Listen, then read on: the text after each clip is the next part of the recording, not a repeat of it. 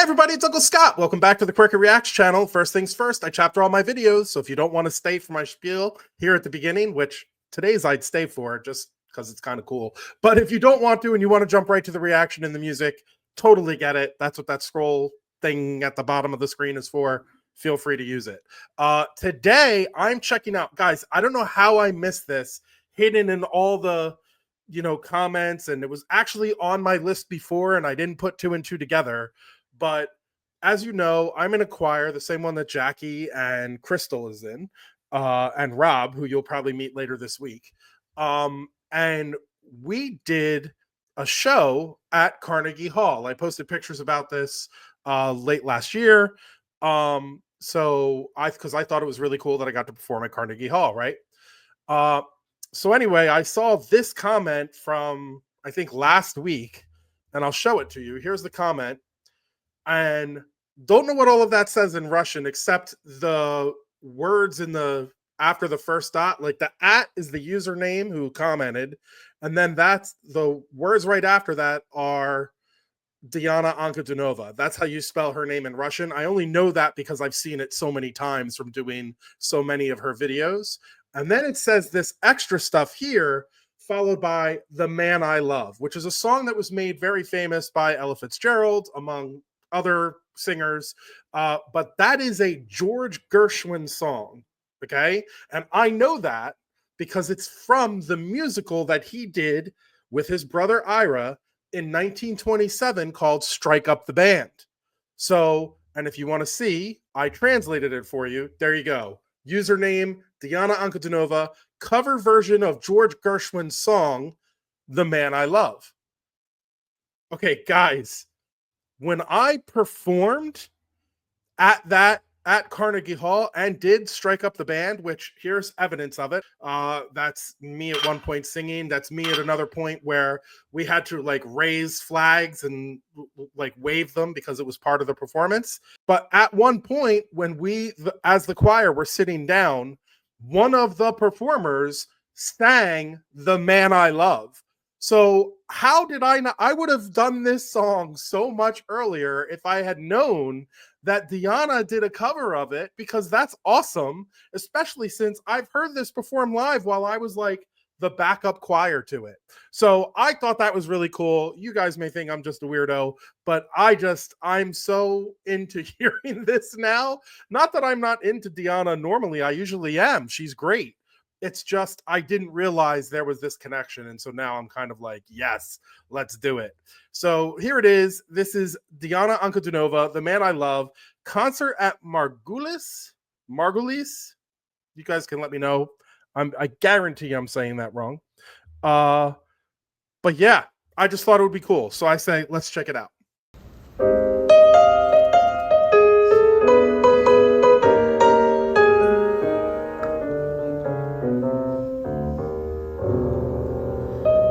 Someday I'll come along, the man I love, and he'll be big and strong, the man I love. And when he comes my way, I'll do my best to make him stay.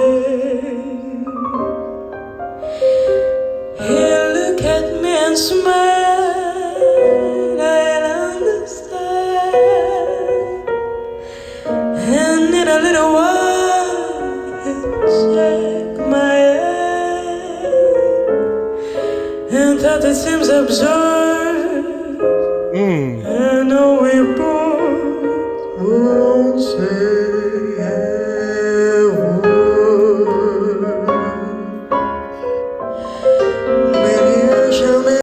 She's got the perfect voice for this, for that like lower register. As all of you know, she sings that mezzo so well, and I love how like it's so effortless for her. So you guys know, I don't know if you know the backstory to this song at all, but it does come from the musical Strike Up the Band, and which was more of like a stage performance type of musical. Back in 1927, it was, I think, first and last on Broadway in 1930. but this song was the biggest song that came out of it. And it was so popular that it was the reason that the show eventually they had to take it out of the show, because it had been performed and put on the radio, and so people knew about it, and it was losing the context for inside of the musical. So basically what happened was, inside the musical, the whole play, for lack of a better word, is about a cheese factory. And it's a cheese factory during the war, and they're trying to keep making cheese despite all the things that are going on in the war. And I'm paraphrasing a lot of this, but it would take me forever to describe the whole musical to you. But the point is that the daughter of the person who runs the cheese factory is in love with this man, but is betrothed to another man. She's betrothed to another guy who turns out to be a bad guy anyway, so it works out. But she's actually in love with this kind of investigative reporter guy who's trying to get to the bottom of how the cheese industry is trying to profit off of the war. Okay? So she's had a couple interactions with him at the cheese factory and has fallen in love with him. Also, he has figured out that her betrothed, her supposed fiance, is a bad guy. So he's trying to prove to her dad that, hey, this person you're giving your daughter away to, those were the times, this person you're giving your daughter away to is a bad guy. He's spying against you. He's a spy for the enemy. And so and of course the spy is like, of course I'm not, and is getting this guy in more and more trouble. So when she sings this song, it's because she just had an interaction with the one she loves, and her spy enemy fiance walks in and shuns the guy, the one that she loves, and pulls her off to the other side of the stage as if they're going to go away and talk. And so then she comes back in her own moment, her own isolated moment, and sings this song to the man I love.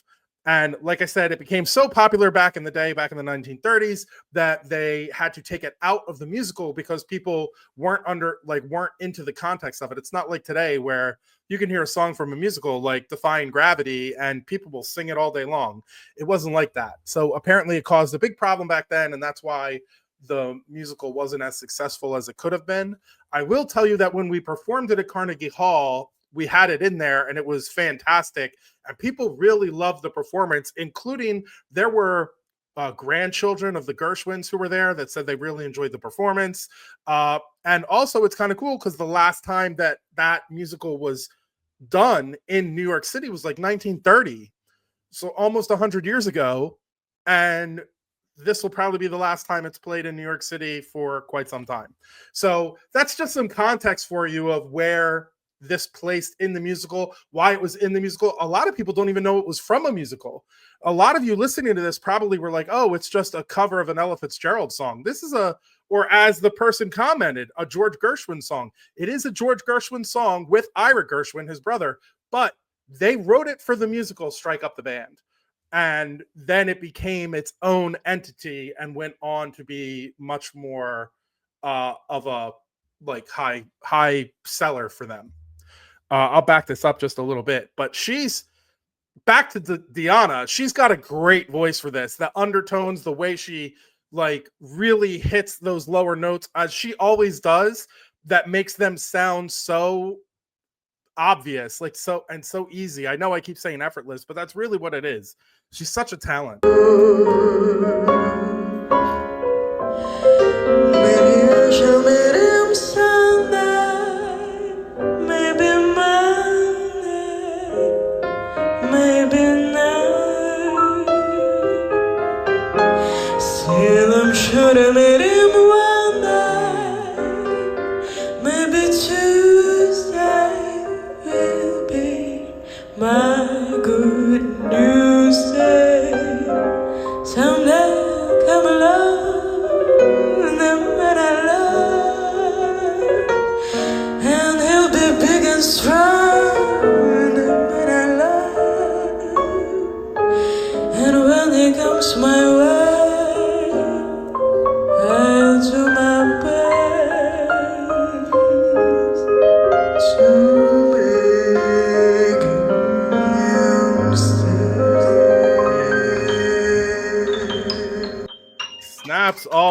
down. She's got that very like jazz singer, jazz clubby kind of vibe to her when she just sang that, which is really great because that's not really how you see her doing other songs. They're much more performative, they're much more like, you know, really going for it kind of stuff. And she has a lot of like highs, really belts.